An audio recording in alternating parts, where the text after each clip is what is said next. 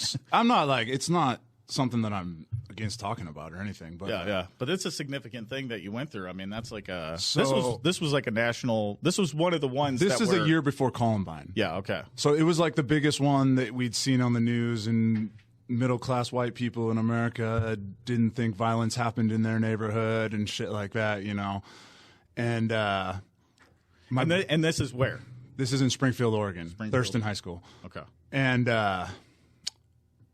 my buddy Kip, who we grew up with my whole life, my parents were friends with his parents. My mom babysat his sister growing up, stuff like that.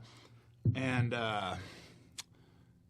we had this group of friends. Now Kip had another group of friends, but we had this group of friends. My buddy Tony was really close with Kip, and so we'd have these like big sleepovers at Tony's house with like 6 of us and all, you know, whatever. So teepee houses is what we were doing. This is before freshman year. We hadn't started really using drugs or alcohol or anything like that. We were just wreaking havoc on the neighborhoods in the middle of the night because Tony's mom was never home, or she was home and sleeping and whatever. So I guess remember, I remember you telling me for sure about this while we were. Oh, for sure. Yeah. But like, what I think I didn't realize is that so you like hung out with this all guy. the time. Like we were too young. I don't remember words like depression, anxiety, you know, all these terms that have came out now. We were just like, you know, sometimes like one time we were having a big sleepover and one of the guys, Kip brought his brand new knife to hang out with us, and one of the guys in the group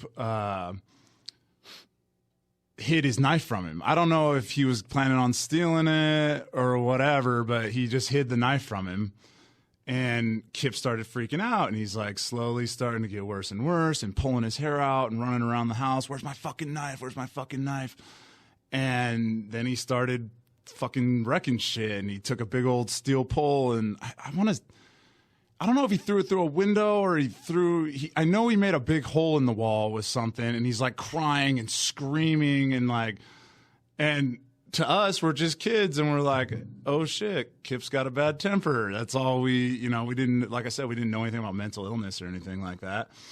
And then eventually my buddy gave him his knife back, and Kip spent the rest of the night just like crying, and I don't know why I'm like this, and blah, blah, blah.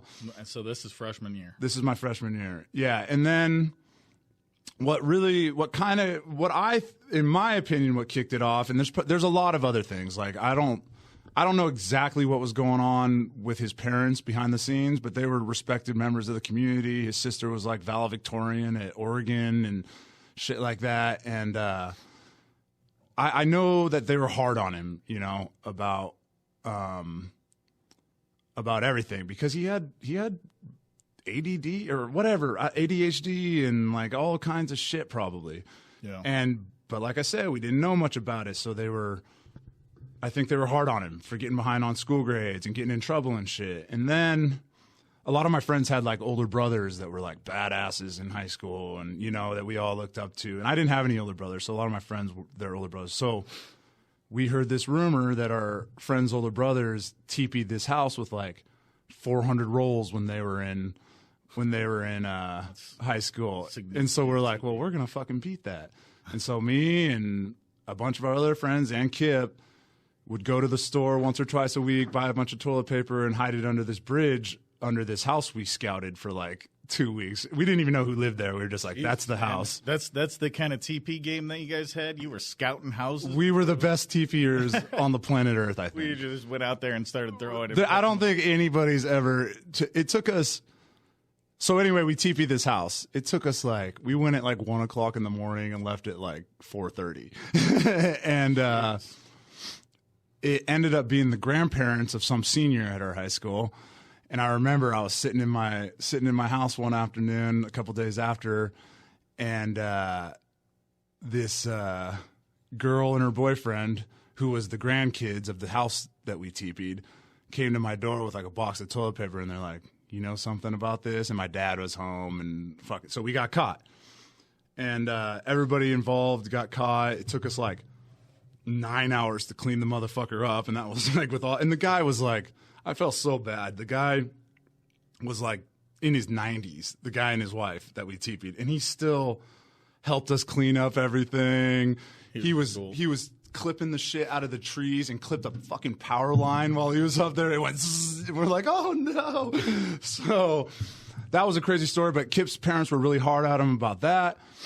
And then like a week later or something, not too long after that, he I think the TP story is in a Time magazine article. Really? Yeah. Just talking about all this different shit that Kip had gotten into. And then like a week later, this is all vague, like it's not every single day, but this is the gist of it. He got caught with a gun at school. Him and this guy named Corey were, I don't know if Corey brought it for him or, I don't know how that happened, but they got caught with a gun at school and Kip got expelled. And I think that's when like some dark shit started going through his mind, and then he just snapped. And Was that also freshman year, or was that? Yeah, this is all freshman year. Okay. Everything's our freshman year. So Kip was a little older than us. He was 15 and we were 14. Okay. So was the shooting your freshman year, or yeah, my freshman year, longer? the end of my May. Was it May? Yeah, May. Our freshman year. So it was like the end of the year. Yeah, and he snapped one night and murdered his parents. He shot his dad in the back of the head while he was at the fireplace, I believe, and his mom wasn't home yet, and she came home with the groceries, and he shot her in the back with a shotgun, and she didn't die. And he dragged her down to the basement and then said, "Mom, I love you," something like that, and shot her in the face. Dark shit right there. Yeah, and I'm pretty sure he dragged his dad down because I think they found both his parents in the basement. And then he stayed in the house with them all night. And when the cops got there to the house, like the Romeo and Juliet soundtrack was just like fucking blasting. Love me, love me. Oh, yeah. Yeah. So anyway, he came to school the next day in his parents' car, and he came in one of the side gates, the back, and that was the same way that one of the guys in the group that TP'd the house and stuff. He was one of my best friends in high school, Adam Pierce, and that's how I know that like.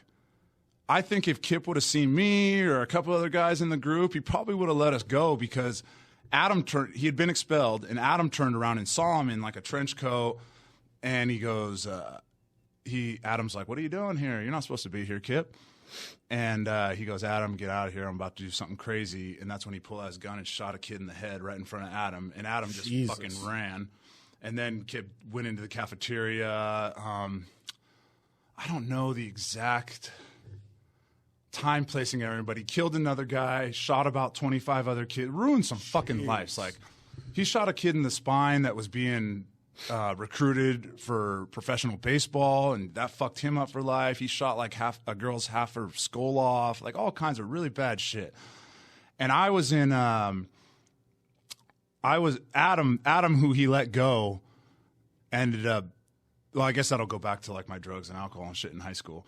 Yeah. But Adam ended up committing suicide when he was like 24. So anyway, Kip did all that, and long story short, my group of friends we didn't really take it serious, you know? We were just like, we had some detectives coming to our house for a few weeks. I had a couple come. Some of my friends had them come, and like, especially my friend Tony, because Kip called Tony after he had killed his parents and was talking to Tony like, you know, it's over, things are done. And Tony was like, "Oh, no, everything's going to be all right. We're fine. Not knowing that he had, you know, whatever he had done. And so we kind of just shut off.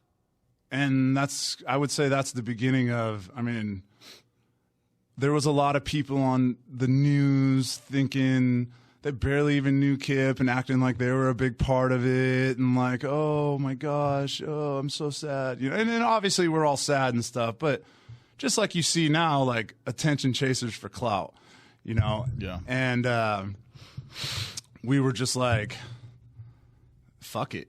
You know, let's be fucking dirtbags. And just like shoved it way down. Shoved it way down. My mom always says, I think that moment put a real dark cloud over your class.